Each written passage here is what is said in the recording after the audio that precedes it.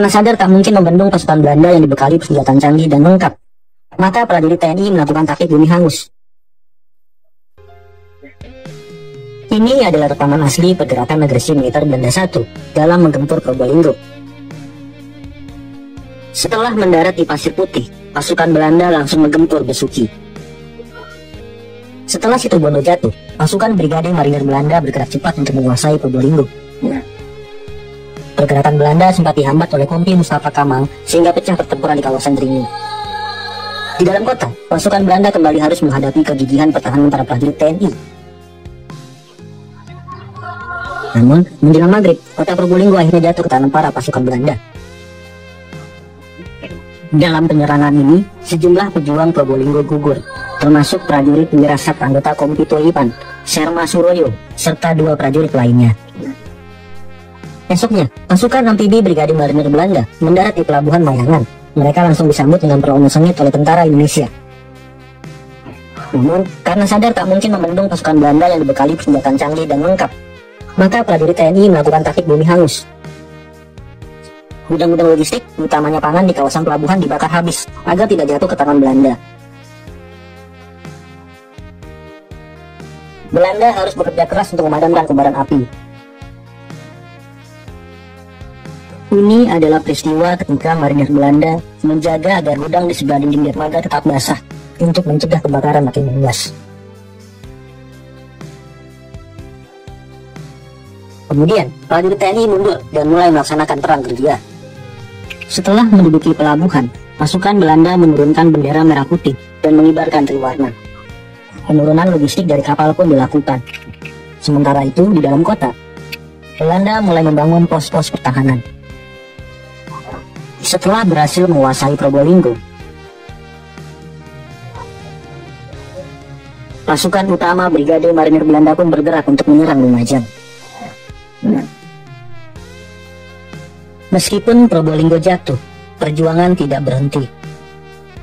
TNI serta sejumlah laskar rakyat melancarkan perang gerilya.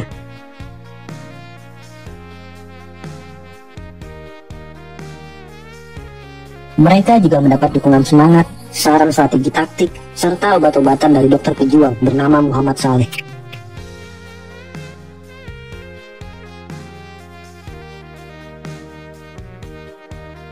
Salah satu yang juga perlu dicatat adalah keberadaan Terada Saburu, prajurit Jepang yang bergabung dengan pejuang Probolinggo untuk melawan Belanda. Terada bahkan membuat tato merdeka di pangkal lengannya sebagai dukungan bagi Republik Indonesia. Dia kemudian tertangkap Belanda di sekitar Probolinggo dan ditahan di penjara Glodok, Jakarta. Kontak senjata berhenti ketika pemerintah RI dan Belanda sepakat melakukan gencatan senjata hingga ditandatanganinya persetujuan Kempil. Meskipun TNI menarik diri, tetapi baku tembak antara tentara Belanda dengan berbagai rasa rakyat tetap terjadi. Sementara permainan Rempel diselenggarakan, Belanda berupaya menarik simpati warga Probolinggo. Belanda membagi-bagikan materi seperti pangan dan sandang secara gratis. Belanda juga mencoba membangun kembali perekonomian Probolinggo.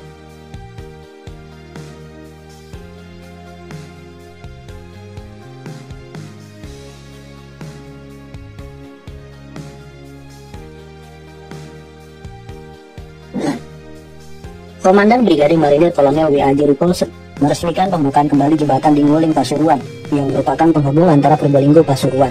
Jembatan ini telah diperbaiki oleh Batalion Insinyur Brigade Marinir yang dipimpin perwira kelas 2 J.M. Kirenius. Sebelumnya, pasukan TNI meledakkan jembatan ini untuk menghambat agresi militer Belanda I. Berdasarkan laporan harian Kementerian Pertahanan 5 tentang daerah pendudukan Belanda, dilaporkan bahwa keadaan lalu lintas di Probolinggo telah berjalan normal. Tram dan kendaraan api sudah mulai berjalan. Namun, jam malam masih tetap diberlakukan mulai pukul 5 sore. Namun di sejumlah pabrik gula sedang terjadi pemogokan, pembakaran tebu dan pengerusakan gudang oleh kaum buruh yang tidak sudi dijajah kembali oleh Belanda.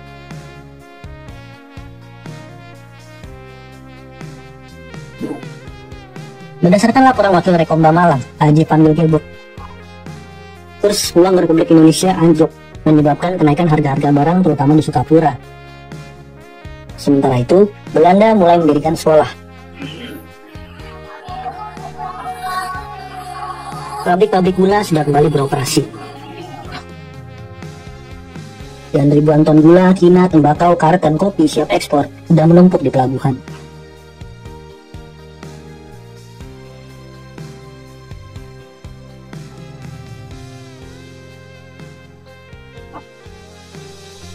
Setelah perjanjian Renville ditandatangani, Probolinggo dinyatakan masuk ke wilayah Belanda.